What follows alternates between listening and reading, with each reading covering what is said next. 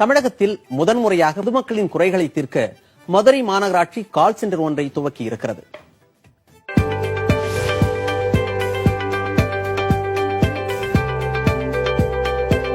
இந்த இடம் மதுரை மாநகராட்சி துவங்கியுள்ள சேவை மையம்.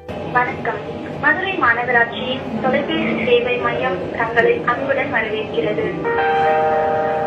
எங்கிட்ட கம்ப்ளைண்ட் பண்ணிருக்கீங்கல்ல சார், இந்த சம்பந்தப்பட்ட அதிகாரிக்கு நாங்க இன்ஃபார்ம் பண்ணிடுவோம். மாநகராட்சியின் 100 வார்டுகளை சேர்ந்த மக்களின் புகார்கள் எதுவானாலும் காலம் தாழ்த்தாமல் உடனுக்குடன் தீர்க்கப்படுவதற்காக தமிழகத்திலேயே முதல் முறையாக மதுரை மாநகராட்சி சார்பில் இந்த கால் சென்டர் மையம் துவங்கப்பட்டுள்ளது.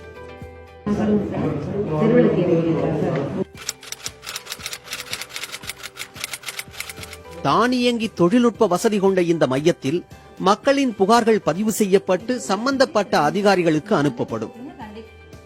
வர்ற கால்ஸ் பப்ளிக் அதிகபட்சமாக ஸ்ட்ரீட் லைட்டு, யூஜிடி கம்ப்ளைண்ட், இப்போ ரெயின் சீசன் அப்படின்றதுனால ரெயின் வாட்டர் ஸ்டாக்னட் ஆகி நிற்கிறது, இல்லை ரோடு டேமேஜ், குப்பை, மஸ்கிட்டோ ப்ராப்ளம், டாக் கம்ப்ளைண்ட், இந்த மாதிரி இதுக்கு ஒரு கேட்டகரிக்கு ஏற்ற மாதிரி அந்த ஏரியாவுக்கு ஏற்ற மாதிரி ஃபாலோ பண்ணிட்டு தான் சார் இருக்காங்க. நாங்கள் இமீடியட்டாக அதை அட்டென்ட் பண்ணி வெரிஃபை பண்ணிடுறோம் சார். வார்டு நம்பர், கிளியர் அட்ரஸோட நாங்கள் வெரிஃபை பண்ணி அந்த சம்பந்தப்பட்ட அதிகாரிக்கு நாங்கள் அதை அனுப்பிடுறோம்.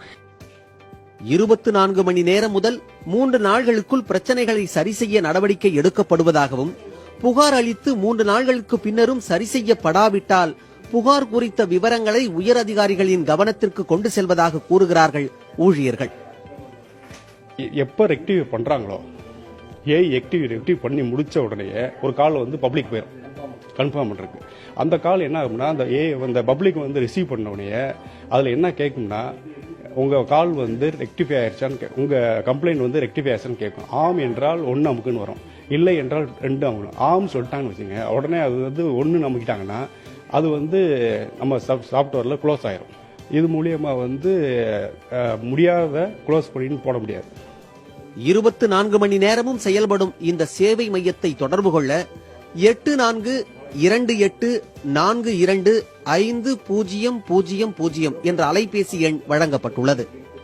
மதுரை மாநகராட்சியின் இந்த நடவடிக்கை மக்களிடையே வரவேற்பை பெற்றுள்ளது. புதிய தலைமுறைக்காக மதுரையில் இருந்து செய்தியாளர் கணேஷ்குமார்.